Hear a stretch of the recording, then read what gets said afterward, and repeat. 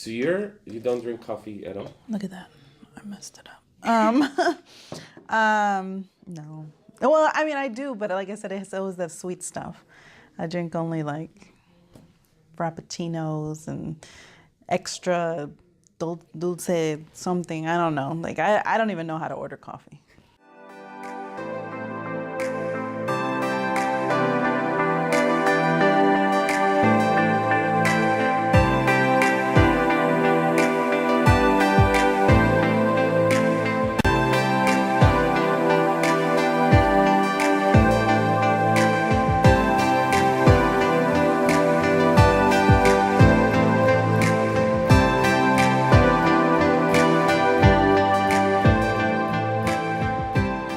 Hi, I'm Carol Lara, and I'm the owner of Carol Lara Photography.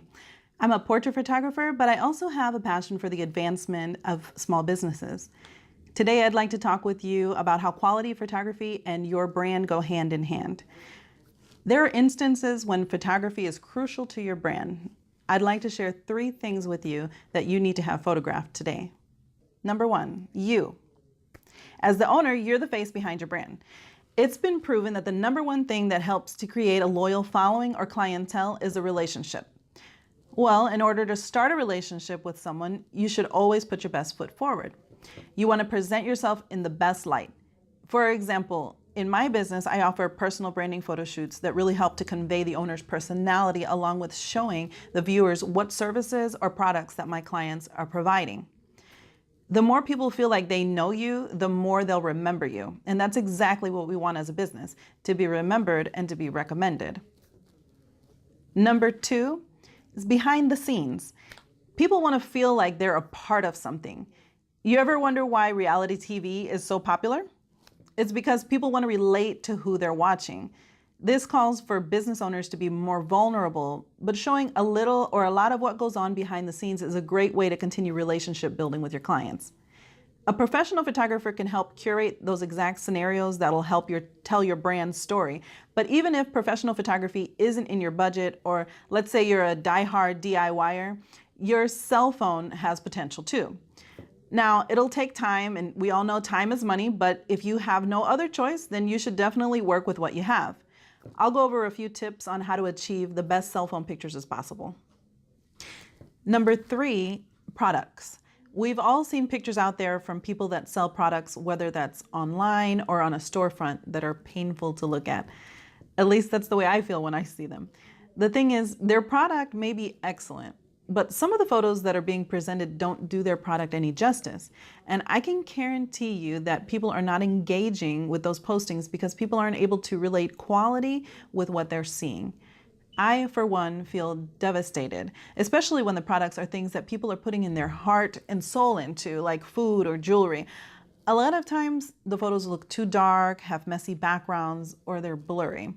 Unfortunately, the message that we convey with those photos are that we don't care about what we're selling. And if we don't care, no one else will. That's why hiring a professional photographer that's educated in lighting and composition is very important. Again, though, not hiring a professional photographer should not stop you from doing your very best at producing quality images. I'll go through a couple of handy tips that can help you when taking pictures of your products. So I'm going to go over a couple of tips on how you can photograph your products a little bit better than maybe what you have been in the past. So here we have a mug, and we'll go ahead and set this right here. And I'm going to shoot it with my cell phone, which was what most people have on hand. And what I will do is basically, if I'm just sitting right here and I want to take a photo, I'm going to give you a couple examples. I'll give you an example of a thoughtless photo and then a photo with a little bit more thought into it. So if I'm just sitting here, we have a mug that says Hispanic Chamber of Commerce, and it's got some information on their phone number and website.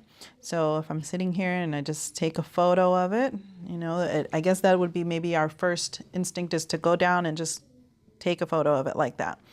I didn't pay attention to the background, so if you'll notice, we've got a water bottle, we've got some chairs, we've got some light coming through the window, and also the logo itself is a little bit kind of in the shadows. So All right, so there's that photo. And what we'll do is now maybe give it a little bit more thought. And let's say there's a window right here. So this is a pretty good example. And let's see here. I'm just going to shoot it with a little bit more light, not considering or not taking into consideration the background, even not yet.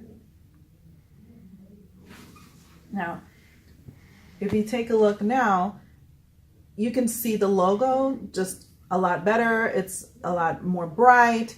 Okay, now, but the background is still pretty busy and it's not really doing anything for the mug itself. So now nowadays we do have some apps and things, or we also have even features in our own phones that can help. So we've got portrait features, and I would definitely recommend using that when you have one standalone item and bring it far away from your background so that the background can be even more out of focus and your product can be in focus. So let's try that. I have it on portrait mode and I'm coming down to its level. It tells me to move farther away. And I see already in my phone that the background went out of focus. So you take a look at that and you can already see it's so much better than the other photos. Another tip here that you can use is to actually take a photo from up above. Now this may not work as the best example just because it's got some curvature on it and you can't see everything all around, but taking a photo from above, and I'm not in portrait mode anymore, can also be very flattering to your item. It just gives a different perspective. So, this may not be the best example, but if you try with different items, taking it from above gives it a bird's eye view and it can be attractive. So I would try that, especially with food. But you always want to bring your items closer to the window and watch for those backgrounds. And like I said, that portrait mode can definitely help with the background. So we have Nariska here, and she's going to be the model. And basically, a lot of times, if you want to, for instance, put a photo of yourself or, show what you're doing today or something, or just have a friendly photo of yourself just to show, hey, I'm the face of the business, that's great. But there's a couple things to do that are going to make it a little bit better. A lot of times we have the tendency to see a window, and for some reason we think that it's going to be a beautiful backdrop behind us to have all this light shining through. But what happens is that the light comes through, but then the camera usually can't really adjust to have the person exposed correctly. So what'll happen is, we'll just take an example here. We have Nariska standing in front of the window. We're taking a photo. She's just smiling. And what happens is that it's really dark. And we'll show you here. But what we can do simply is just a very simple trick, is just to have her turn around. And window light is great, especially if there's maybe even a curtain, like a light curtain or something there, just to kind of diffuse it and give it a soft light. But even if there's not, all you have to do is just move back a little bit, because if you're too close, sometimes that light can be too harsh, and we don't want that either.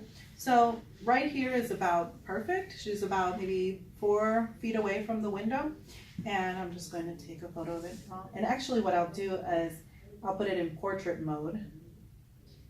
There we go. And then what that does is kind of blurs out that background. And there she just smiles. There you go. And as you can see, her face is so much more lit up than the last one. And we'll show you that as well. So that's one tip you can use for having better images. So thank you for watching this video today. I'm Carol with Carol Lara Photography, and you can find me online on Facebook, Instagram, and my website, and you can find me under Carol Lara Photography. Thank you so much.